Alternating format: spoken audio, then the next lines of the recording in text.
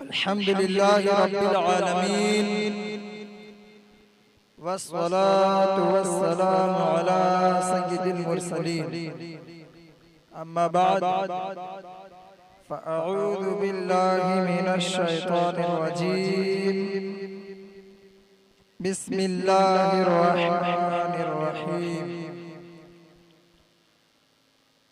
वबिल आखिरति हुम यूक़िनून वक़ाल अल्लाहु तआला वबिल वालिदैनि इहसाना सदक़ल्लाहुल अज़ीम व सदक़ रसूलुहुन नबियुल अमीनुल मतीनुल करीम व नहनु अला ज़ालिका लमिनश शाहिदीन व शाकिरीन वल्हम्दुलिल्लाहि रब्बिल आलमीन। ऐ मादन लुत्फ़ वजूद व इहसान मदद कुतुबुल अक़ताब पीरे पीरा मदद कश्फ़ी बदरे तू मुस्तग़ीफ़ आमदा अस्त गौफ़ुल तक़लैन या शाह जीला मदद या शेख अब्दुल क़ादिर जीलानी शेख लिल्लाह अल मदद अल मदद अल मदद। प्यारे मुसलमानों, सरकारे आला हज़रत इमाम अहमद रज़ा खां फाज़िल बरेलवी हदायत बख्शिश में लिखते हैं कि दिल लहू में खोना तुझे, दिल लहू में खोना तुझे, शब सुबह तक सोना तुझे, शर्मे नबी खौफ खुदा ये भी नहीं वो भी। लहू का माना होता है खेल कूद तमाशा। मुसलमानों से खिताब फरमाते हैं, बहुत गहरा शेर फरमाते क्या मुसलमानों कि दिन खेल कूद में खोना तुझे और शब यानी रात, शब सुबह तक सोना तुझे, शर्मे नबी खौफे खुदा अल्लाह का डर ये भी नहीं वो भी नहीं। रिज़्क़े खुदा खाया किया खाते हैं ऐश और आराम के साथ, जहाँ भी बिरयानी की दावत मिल जाए हर मुसलमान दौड़ता है, बड़े का गोश्त मिलने वाला। तो रिज़्क़े खुदा खाया किया, फरमान हक टाला किया। रिज़्क़े खुदा खाया किया, फरमान हक टाला किया, शुक्रे करम तरसे सजा ये भी नहीं वो भी। आइए हम राम मिल करके अपने आका व मौला जनाब अहमद मुस्तफा मोहम्मद मुस्तफा सल्लल्लाहु तआला अलैहि वसल्लम के बारगाह अक़दस में झूम झूम कर दुरूद पाक का हदिया पेश करें। अल्लाहुम्मा सल्लि अला सय्यिदिना शफीना व मौलाना मौलाना मुहम्मद मअदनिल जूद वल करम मनबइल इल्म व आलिहि व बारिक व सल्लिम।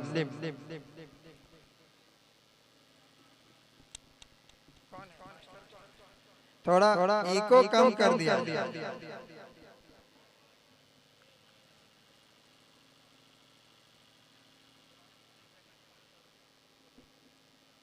हज़रात, अभी मैंने हज़रात के सामने आयत करीमा पेश किया, वबिल आखिरति हुम यूक़िनून, और जो आखिरत पर ईमान रखते हैं, यकीन रखते हैं। तो हम ईमान वाले आखिरत पर यकीन रखते तभी तो यहाँ पर आए। इस मजलिस में बैठने की वजह यही है कि हम आखिरत पर ईमान रखते हैं। मुसलमानों,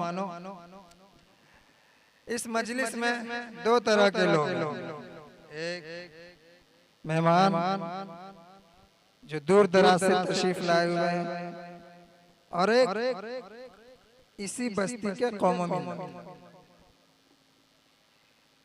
तो उन दोनों से मेरा मुखातब, मैं मुखातब हूँ कि इस मजलिस में दो ही तीन नियत की वजह से लोग बैठे हों। पहली नियत ये कि ये मजलिस किसी खास रिश्ते की याद ताजा कर रही है, और दूसरी नियत ये कि इस मजलिस में बैठने की वजह से मुझे कुछ नेकियां मिलेंगी, मेरा रब खुश हो जाए। और तीसरी नियत ये कि अगर नहीं बैठेंगे या नहीं शिरकत करेंगे तो मुझे बाद में जलील होना होगा, रुसवा होना पड़ेगा। लोग पूछेंगे कि काहे नहीं बैठे थे, कुछ ताना या दुश्मनी थी क्या? यही नियत से जबरदस्ती कुछ लोग बैठे होंगे। अब अल्लाह खैर फरमाए, इसलिए कि शैतान किसी को नहीं छोड़ा, शैतान किसी को नहीं छोड़ा। हर एक दिल में शैतान वसवसा डालता है, और उसी शैतान के वसवसे से उसकी नियत बनती है, उसका इरादा बनता है, फिर वो काम करना शुरू करता है। और अगर दिल में फरिश्ते के ख्याल दिलाने की वजह से वो काम करता है तो सुभान अल्लाह, उसका क्या कहना। वो दिन रात नेकियों में अपना जिंदगी गुजारता है। सुभान अल्लाह।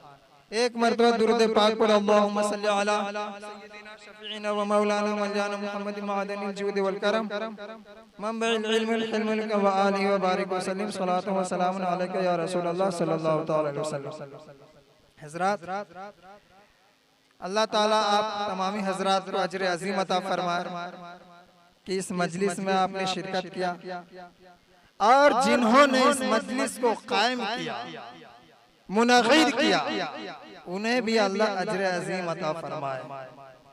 और जिनके मुनासिबत से इस मजलिस, इस महफिल को मुनक़िद किया गया, अल्लाह भी उनकी बेपनाह मग़फ़िरत अता फरमाए।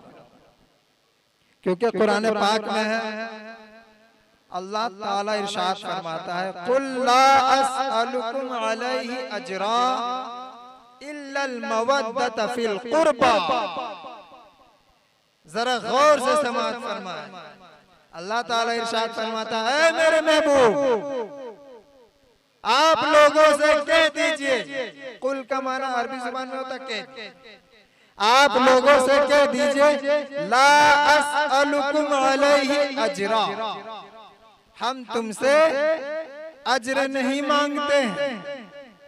मुसलमानों, आपके दिल में नबी की मोहब्बत होगी, ईमान तो है, ला इलाहा इल्लल्लाह मुहम्मदुर रसूलुल्लाह पढ़ते हैं, तो नबी से मोहब्बत करने वालों से मैं ये पूछ रहा हूँ कि नबी को अल्लाह ताला क्यों कह रहा है, ए महबूब आप मुसलमानों से, अपनी प्यारी उम्मतों से कह दीजिए, ला अस्अलुकुम अलैहि अजरा, हम तुमसे कोई उजरत, कोई भाड़ा नहीं मांग रहे हैं। कौन सी चीज की उजरत? अरे किसकी उजरत? आखिर नबी की उजरत की क्या जरूरत? तो इसका जवाब फुक़हा किराम फरमाते हैं, मुसलमानों, नबी ने वैसा काम किया दुनिया में कि रहती दुनिया तक, कयामत तक कोई ऐसी जात नहीं है कि नबी के काम को अंजाम दे सके। क्योंकि नबी ने मुसलमानों के लिए नमाज तो सिखाया, हज का तरीका सिखाया, जीने का तरीका सिखाया, माँ बाप का रुतबा बुलंद किया, और पूरा मुकम्मल इस्लाम सिखाया। उसके बावजूद भी नबी पाक सल्लल्लाहु अलैहि वसल्लम ने रोया। तो क्यों रोया? हम जैसे गुनाहगार उम्मतों के लिए रोया। क्यों रोया? हम जैसे गुनाहगार उम्मतों के लिए। इसलिए कि नबी जानते थे, नबी को अल्लाह ने ये इल्हाम कर दिया था, ये इल्म अता कर दिया था कि मेरे महबूब, तुम्हारे उम्मत और मेरे बंदे मेरे फरमान और तुम्हारे फरमान को सुनेंगे, एक कान से सुनेंगे, दूसरे कान से उड़ा देंगे, अमल नहीं करेंगे। जानते हैं, वो जानेंगे कि नमाज फर्ज है, लेकिन वो टाल देंगे। इमाम साहब कहेंगे अजान हो गई नमाज के लिए चलो, इमाम साहब आ रहे हैं आप आगे बढ़िए ना। उसके बाद गुजरने के बाद वो कहता है अरे उनका काम था बोलना, वो बोल के गुजर गए, हम पढ़े या ना पढ़े मेरी मर्जी। ये तो दुनिया हमारा हिंदुस्तान है और ये आजाद मुल्क है, हम तो आजाद हैं। मुसलमानों, नबी पाक सल्लल्लाहु अलैहि वसल्लम ये जानते थे कि हमारे उम्मत इस तरह से बहकेंगे शैतान के बहकावे में, इसीलिए नबी पाक सल्लल्लाहु अलैहि वसल्लम ने रो रो करके आंसू बहा बहा करके दरिया जारी कर दिया। और इस दुनिया में तो रोया, आखिरत के मैदान में भी उस वक्त तक रोते रहेंगे जब तक परवरदिगार आलम प्यारी उम्मतों को, गुनाहगार मुसलमानों को माफ न कर दे, उस वक्त तक हमारे आका सल्लल्लाहु अलैहि वसल्लम रोते रहेंगे सजदे में और अपना सर सजदे से सर उठाएंगे नहीं। जब अल्लाह कहेगा ए मेरे महबूब अपना सर उठा लीजिए, मैंने तेरे उम्मत को और अपने गुनाहगार बंदों को मग़फ़िरत फरमा दिया। मुसलमान हो, प्यारे मुसलमान, इसी आयत करीमा कुल ला अस्अलुकुम अलैहि अजरा, आप फरमा दीजिए कि हम तुमसे उजरत नहीं मांगते हैं, हम तुमसे बदला नहीं मांगते हैं। इस्लाम सिखाने का, कुरान सिखाने का और नमाज की तालीम देने का, इल्लल मवद्दत बिल कुर्बा, गहरी बात है, मगर ये कि तुम अपने रिश्तेदारों, अपने कुर्बतदारों से मोहब्बत रखो। मुसलमानों, आज हमारा हाल क्या, हमारी हालत कैसी? हम कहते हैं हम ईमान वाले हैं, चले हम मान लिया आपके पास ईमान, आप नमाज पढ़ते हैं, चलिए मैंने कह दिया नमाजी हैं। आप रोजा रखते हैं, मैंने मान लिया रोजा रखने वाले। उसके बाद आप सदका खैरात करते हैं, मैंने कह दिया कि आप सखी हैं। लेकिन इस आयत करीमा के मुताबिक इल्लल मवद्दत फिल कुर्बा, मगर अपने रिश्तेदारों से जो मोहब्बत नहीं रखे, दिल में बुग़्ज़ अदावत रखे, तो फिर मुकम्मल ईमान वाला नहीं हो सकता, मुकम्मल ईमान वाला नहीं हो सकता। हाँ, आप हाजी साहब कहला सकते हैं, आप नमाजी कहला सकते हैं, आलिम साहब कहला सकते हैं, कारी साहब कहला सकते हैं। आपका रिश्तेदार अगर आपसे नाराज है तो आप मुकम्मल ईमान वाला यानी मुकम्मल मुसलमान नहीं कहला सकते, आप मुकम्मल मुसलमान हो ही नहीं सकते। बस इसी आयत करीमा के मिस्दाक जहां तक मेरा नजरिया है कि हमारे यहाँ पर जनाब मोहम्मद इस्लाम साहब जो हमारे मामूल, उन्होंने तमाम रिश्तेदारों को बुलाया, तमाम रिश्तेदारों को बुलाया, उन्होंने भी लब्बैक कहते हुए नाना जान की मोहब्बत पर इस महफिल में हाजिरी पेश की। सुभान अल्लाह। तो ये क्या है? ये है रिश्तेदारी की मोहब्बत। और दूसरी वजह यह है कि इस महफिल को खास कर इसलिए सजाया गया कि मरहूम मोहम्मद हनीफ अंसारी को अल्लाह ताला बेपनाह मग़फ़िरत अता फरमाए, उनके दर्जात को बुलंद फरमाए, उन्हें आला से आला मकाम अता फरमाए। तो कब मकाम अता फरमाएगा अल्लाह ताला? अरे आप यहाँ पर इस मजलिस में यही नियत लेकर आए हैं कि अल्लाह ताला मरहूम की मग़फ़िरत फरमाए, तो कब मग़फ़िरत फरमाएगा? जब आप इस मजलिस से कुछ सुनेंगे और उस पर अमल करना शुरू कर देंगे। सुभान अल्लाह। और उस पर अमल करना शुरू कर देंगे। ऐसा नहीं कि जनाब इस्लाम सेठ ने दावत तो दिया, चलो हाजिरी दे देते हैं, कहीं बोलने का मौका न रह जाए कि मैंने आपको दावत पेश किया, आपने हाजिरी क्यों नहीं दी। मैं कह दूंगा खुल्लम खुल्ला, मैंने हाजिरी भी पेश कर दी और पेट भर के भी खाना खा लिया। सुभान अल्लाह। लेकिन मुसलमानों इस महफिल में आए हैं तो कुछ सीख करके जाएं। अगर आप कुछ इल्म हासिल करेंगे या सुनेंगे और समझेंगे, बाद में सुबह होने के बाद इग्नोर कर देंगे, तो हो सकता है क्या अल्लाह आपको तो सवाब नहीं देगा, लेकिन जिसकी नियत से आप आए हैं वो भी अधूरा रह जाए। इसीलिए आप अच्छी नियत करके बैठ जाएं ताकि यहाँ कुछ सुने और इंशाअल्लाह हम अमल करना शुरू कर देंगे। दुरूद पाक पढ़ो, अल्लाहुम्मा सल्ली अला सय्यिदिना शफीना व मौलाना मौलाना मुहम्मदिन मअदनिल जूद वल करम मंबइल इल्म वल हिल्म व आलिहि व बारिक वसल्लम। हज़रात मोहतरम, मैं तकरीर करने के लिए खड़ा नहीं हुआ, बस तमहीदी कलिमात पेश करने के लिए आया था। असल खिताबत हमारे मेहमान खुसूस जनाब मोहम्मद शकील साहब किबला, जनाबे मौलाना मोहम्मद शकील साहब मिसबाही, वो धनबाद की सरजमीन से तशरीफ लाए हैं। उनकी खिताबत आप समाअत फरमाएंगे, लेकिन फिर भी मैं कुछ आपके सामने पेश कर दूं उसूले बरकत के लिए।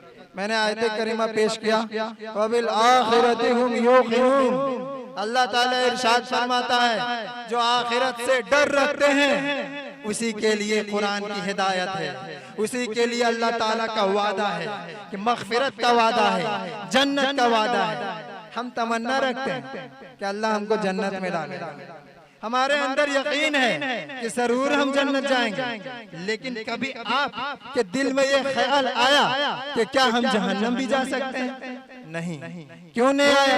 क्यों? इसलिए कि शैतान आपको आपके दिल में खूब वसवसा डाल रखा है, ये ख्याल दे दिया है तुम तो सुन्नी मुसलमान हो, तुम तो ख्वाजा पिया के दीवाने हो, तुम तो गौसे पाक के दीवाने हो, तुम तो नारा लगाने वाले हो या अली या हसन या हुसैन, फिर तुम्हें जन्नत जाने से कौन रोक सकता है?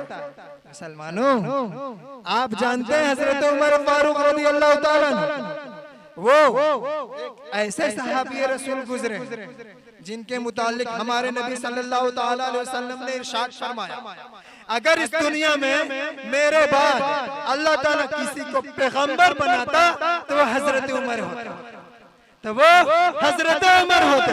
तो हजरत उमर फारूक का ओहदा इतना बुलंद है, लेकिन वो भी अल्लाह से कितना डरते थे, कितना खौफ खाते थे। जरा समाअत फरमाए। उनसे पूछा गया कि आप अल्लाह पर कितना भरोसा रखते हैं, आप अल्लाह से कितना डरते हैं? कुर्बान जाइए उनके जवाब पर। वो इरशाद फरमाते हैं कि क़यामत के दिन अगर अल्लाह ताला ऐलान कर दे कि सारे के सारे इंसान जन्नत जाएंगे, सब के सब जन्नती हैं, मैं सबको बख्श के जन्नत में दाखिला कर दूंगा, एक इंसान को जहन्नम में डाल दूंगा। उस वक्त भी हजरत उमर फारूक फरमाते हैं, उस वक्त मैं खौफ से कांपता रहूंगा, मेरे जिस्म का हर एक हिस्सा अल्लाह के खौफ से कांपता हुआ नजर आएगा। हो सकता है मैं ही जहन्नम में चला जाऊं, हो सकता है मैं ही जहन्नम में चला जाऊं। अल्लाह अकबर, ये अल्लाह का खौफ है। लेकिन आप कैसे डरते हैं? रात भर आप गुनाहों में मुब्तला रहते हैं, सीरियल चालू है, दिन भर आप गुनाहों में मुब्तला रहते हैं, नमाजों की पाबंदी नहीं कर पाते हैं, उसके बाद झूठ बोलते हैं, चुगली करते हैं, गीबत करते हैं, उसके बाद न जाने शैतान के किस तरह से शैतान के वसवसे के फंदे में आप फंस जाते हैं। उसके बाद ये सुबह होकर के हंसते हुए कहते हैं, अरे हम तो मुसलमान हैं, हम तो जन्नत जाएंगे। मुसलमानों, जब आपसे कोई पूछे कि आप जन्नत जाओगे या जहन्नम, फौरन अपने शर्मिंदगी से सर झुका लें और फौरन कहें इसका इल्म अल्लाह को है, किसी को इल्म नहीं। हाँ, अल्लाह पर हम उम्मीद रखते हैं, हम अल्लाह पर भरोसा रखते हैं कि अल्लाह मुझे जन्नत में दाखिला फरमाएगा। सुभान अल्लाह। हजरत उमर फारूक रज़ियल्लाहु ताला से जब पूछा गया आप अल्लाह पर कितना उम्मीद रखते हैं, कितना भरोसा रखते हैं? मुसलमानों, कान खोल करके सुन ले। लोग कहते हैं कि तुमने फला काम कर दिया, फला गुनाह कर दिया, जहन्नम जाओ।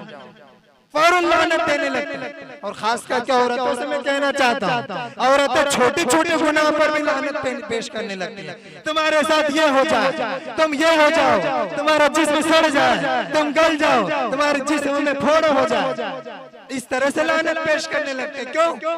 इसलिए कि उसके साथ इंसाफ नहीं होता है। वो कोई गुनाहगार बंदे को देख करके लानत पेश करने लगते हैं। मुसलमानों, किसी भी गुनाहगार को देख करके लानत पेश मत करो, उससे नफरत हरगिज मत करो, बल्कि गुनाहगारों को देख करके आप खुश हो जाओ और उसके लिए हिदायत की दुआ करो। और उसे अगर आप हाथ से रोक सकते हैं तो हाथ से रोकिए, अगर जुबान से रोक सकते हैं तो जुबान से रोकिए। अगर इसकी भी ताकत नहीं है तो कम से कम दिल से बुरा जाने, कम से कम दिल से बुरा जाने। और आज के मुसलमानों का हाल क्या हो गया है जरा सुन लें, कि लोगों को कहते हैं फला इंसान गुनाह कर रहा है, हम रोक रहे हैं, रुक ही नहीं रहा। पता चलो उसका बेटा भी तो गुनाह कर रहा, अपना बेटा को काहे नहीं रोक रहा? उसका भाई भी गुनाह कर रहा, भाई को क्यों नहीं रोक रहा? बोलता है मैं भाई से और अपने बेटे से मोहब्बत करता हूँ, बेटे की मोहब्बत ने मुझे आगे बढ़ा दिया। अगर मैं बेटे को डांट दूं तो वो घर छोड़ देगा। मुसलमानों, आप डांटिएगा नहीं तो प्यार से आप नेकी की दावत नहीं पेश कर सकते हैं, प्यार से आप नमाज की दावत नहीं पेश कर सकते हैं। आप क्या सोचते हैं इस्लाम जोर जुल्म और तलवार की जोर से फैला है? नहीं मुसलमानों, इस्लाम अगर आगे आया है, यहाँ तक पहुँचा है, हम और आप मुसलमान हैं सिर्फ और सिर्फ मोहब्बत की वजह से इस्लाम, सिर्फ और सिर्फ मोहब्बत की वजह से इस्लाम बोला है। जिस मोहब्बत की वजह से तुम अपने बेटे को मोबाइल पेश कर रहे हो, बेटा गेम खेलो, पबजी खेलो, खुश हो जाओ, हमसे दिल मत दुखाना, तुम मेरा लाडला बेटा। इस तरह से पेश आते हैं, इस तरह से बाप बेटे से मोहब्बत करते हैं। नमाज की दावत नहीं पेश करते हैं, कुरान पढ़ने की दावत नहीं पेश करते हैं। कहते हैं नमाज पढ़ने बोलेंगे तो वो कहेगा नहीं पढ़ेंगे नमाज, हम आपसे बात नहीं करेंगे, हम स्कूल पढ़ने नहीं जाएंगे। तो वो डर जाता है, डर जाता है, माँ डर जाती है, मेरा बेटा स्कूल नहीं जाए, मेरा बेटा इल्म नहीं सीखेगा और फिर मैट्रिक पास नहीं करेगा, नौकरी नहीं लेगा। लोग क्या कहेंगे? अरे लोग क्या कहेंगे? इतना बड़ा मालदार, इतनी दौलत कमाया, बेटा को पढ़ा नहीं सका, कुछ नहीं कर सका, फालतू पैसा कमाया, अपने दुनिया में ही दौलत कमा करके ऐश किया, लेकिन बेटा को न इंजीनियर बनाया न डॉक्टर बनाया। यही लोग कहेंगे। और इसी दिखावे की डर से उसको स्कूल में भेजता है या तो उसको दुनियावी लाइन में भेज देता है। क्यों? लोग ताना देंगे, लेकिन उसके दिल में और उसके दिमाग में एक छोटी सी सोच रहती है।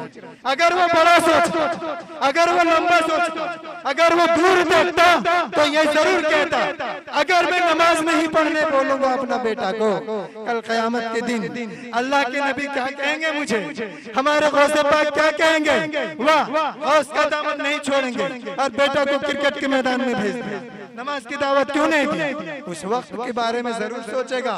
तो मुसलमानों, अगर लंबी सोच, ऊंची सोच और अच्छी सोच पैदा करना चाहते हैं तो यही सोचें कि अपनी औलाद को अच्छी तरबियत, ताकि वो दीनदार बन जाए, आखिरत का सामान बन जाए। लोगों पर नजर मत रखें कि ये नियत न रखें लोग क्या कहेंगे, ये नियत रखें कि अल्लाह क्या कहेगा। ये नियत न रखें कि लोग क्या कहेंगे, ये नियत करे कि अल्लाह क्या कहेगा। आज के मुसलमान, हर एक मुसलमान यही कहता हम अल्लाह से डरते हैं, हम नबी के दीवाने हैं, लेकिन उसके सर से लेकर पांव तक अगर देखा जाए कोई ऐसी पहचान ही नहीं है जिससे ये कहा जा सके ये अल्लाह से, जिससे ये कहा जा सके अल्लाह से। अगर उसके सर में गौर करेंगे तो सर हीरो के स्टाइल में बाल काटा हुआ नजर आ रहा है। तो अल्लाह से कैसे डर रहा है? चेहरे पर गौर करेंगे तो कान में बाली है, और अगर चेहरे पर देखेंगे तो दाढ़ी तो है ही नहीं है, बिल्कुल मुकम्मल साफ। ये अल्लाह का डर कहाँ से? हाथ में देखेंगे तो हाथ में बाला पहने हुए हैं, या तो लोहे का है या तांबे का या पीतल का या अंगूठी पहने हुए हैं, और कहते हैं अल्लाह से डरते हैं। ये मुसलमानों का हाल है। फिर नीचे देखेंगे, कपड़ा देखेंगे तो कपड़ा फटा हुआ, नया कपड़ा। कल ही हमने 1000 रुपए में जींस खरीदा, लेकिन फटा हुआ, लेकिन फटा हुआ था। तो फटा हुआ जींस क्यों खरीद रहे हो? बोले ये स्टाइल है। अगर आपसे ये कह दिया जाए नबी की सुन्नत है कि तुम कुर्ता पजामा पहनो, या तो कम से कम तहबंद पहनो, जींस को छोड़ दो, नमाज पढ़ोगे तो तुम्हारे पीछे वाले लोगों की नमाज भी खराब हो जाएगी। तुम्हारे पीछे वाले लोग हफ्ता में 1 बार जुमा पढ़ने जाओगे। 5 वक्त की बात नहीं कर रहा हूँ, इसलिए कि 5 वक्त बहुत कम मुसलमान पढ़ते हैं। यहाँ पर अक्सर लोग ऐसे हैं जो जुमे की पाबंदी बहुत अच्छे से करते हैं, माशाअल्लाह, अल्हम्दुलिल्लाह। तो अल्लाह ताला जिस तरह जुमे की पाबंदी अल्लाह ताला आपको हिदायत दिया है, ये इरादा कर ले हम 5 वक्त नमाज पढ़ेंगे। बोलिए इंशाअल्लाह अज़्ज़ा वजल, बोलिए जोर से, अरे जोर से बोलिए ना मुसलमान। क्या मेरी बातें कड़वी लग रही? अरे नहीं लग रही तो बोलिए ना, अगर नहीं बोलना तो मैं बढ़ जाऊं। बोलिए इंशाअल्लाह ताला नमाज की पाबंदी करेंगे। सब हाथ उठाओ, अरे सब हाथ उठाओ। औरतों सभी में मुखातब, नमाज नहीं पढ़ोगे, कल क़यामत के दिन अल्लाह मेरे गर्दन में फरिश्ते का हाथ डाल देगा। फरिश्ते कहेंगे तुमने अपनी कौम को क्या दावत पेश की? तुमको मैंने आलिम बनाया, तुमने अपने कौम के लिए क्या किया? उस वक्त में क्या जवाब दूं? जरा भी फिक्र करें, आखिरत की फिक्र करो मुसलमान। मर जाओगे, कब्र में जाओगे, फरिश्ते आएंगे, सजा देंगे। उस वक्त में क्या कर सकता हूं और आप क्या करेंगे? दुनियावी फिक्र करते हैं, हम घर बनाते हैं, नहीं बनाएंगे तो बारिश से कैसे बचेंगे, धूप से कैसे बचेंगे, टाइल्स नहीं लगाएंगे। लोग कहेंगे देखो इतना बड़ा करोड़पति मुसलमान है, इतना बड़ा पैसा वाला है, टाइल्स नहीं लगा रहा है, वैसे ही आम घर बना के रखा। इसकी फिक्र कर रहे हैं। जन्नत में कितना घर बनाया जहाँ हमेशा रहा। अरे यहाँ 2 दिन रहना, फिर कब्रिस्तान में आपके लिए 2 गज की जमीन खाली, फिर वहीं लटाया जाएगा। ये मत सोचिए कि बहुत लंबा वक्त है, मरेंगे तब देखा जाएगा। कौन जानता है सुबह जाकर कौन मर जाएगा? कौन जानता है रात भर में किसकी मौत आ जाए, किसकी मौत आ जाए, कौन मर जाए? इसीलिए मुसलमानों आखिरत की फिक्र करें तो अच्छे से करें। नाम के लिए मुसलमान ना बने, नाम के लिए मुसलमान न बने, वरना आप ऐसे ही हो जाएंगे जैसे कुरान पाक में अल्लाह ने इरशाद फरमाया, वला तकूनू कल्लज़ीना नसुल्लाह फअंसाहुम अंफुसहुम। ए ईमान वालों, उसकी तरह ना हो जाओ, उस मुसलमान की तरह ना हो जाओ कि जिसने अल्लाह को भुला दिया, जिसने अल्लाह को भुला दिया। हम तो अल्लाह को याद रखते हैं, अल्लाह को याद रखते हैं ना। कैसे याद रखते हैं? अल्लाह से डर के भी याद रखें, अल्लाह पर भरोसा रख के भी याद रखें। कुछ मुसलमान कहते हैं हम अल्लाह से डरते हैं, फिर पता चल रहा है कि वो इस बस्ती का जो नेता साहब है उससे डर रहा। अरे उसको मत बोलना, वो हमको बुरा भला बोलेगा। अरे उसे डर लगता है यार, मेरी शिकायत उसके पास मत कर देना, हमको उसे डर लगता है। फिर आप डरते क्यों? अरे मुसलमान हो, अल्लाह से डरते हो, एक इंसान से क्यों डरते हो? अल्लाह से डरते हो तो बेखौफ हो जाओ, बेखौफ हो जाओ। इसके बाद फिर देखिए अल्लाह ताला आपका हो जाएगा, अल्लाह आपकी मग़फ़िरत अता फरमा देगा। दुरूद पाक पढ़, अल्लाहुम्मा सल्लि अला सय्यिदिना शफ़ीना व मौलाना मौलाना मुहम्मद मअदिनिल जूद वल करम।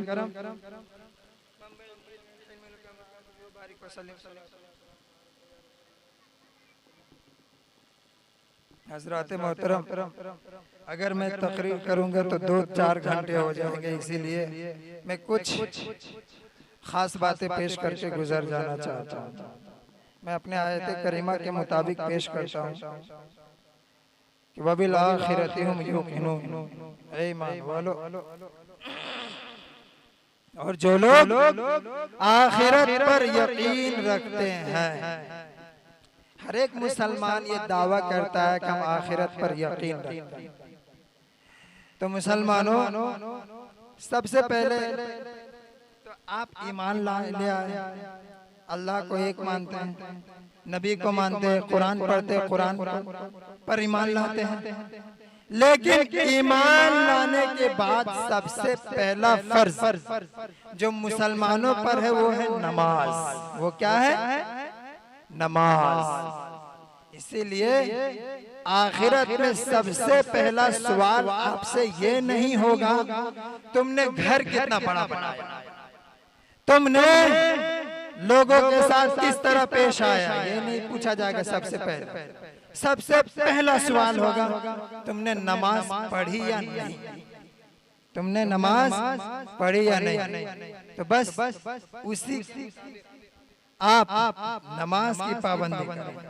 और नबी से मोहब्बत रखने वाले से मेरी गुजारिश है कि वो अपने चेहरे पर दाढ़ी सजाए, वो अपने चेहरे पर दाढ़ी सजाए।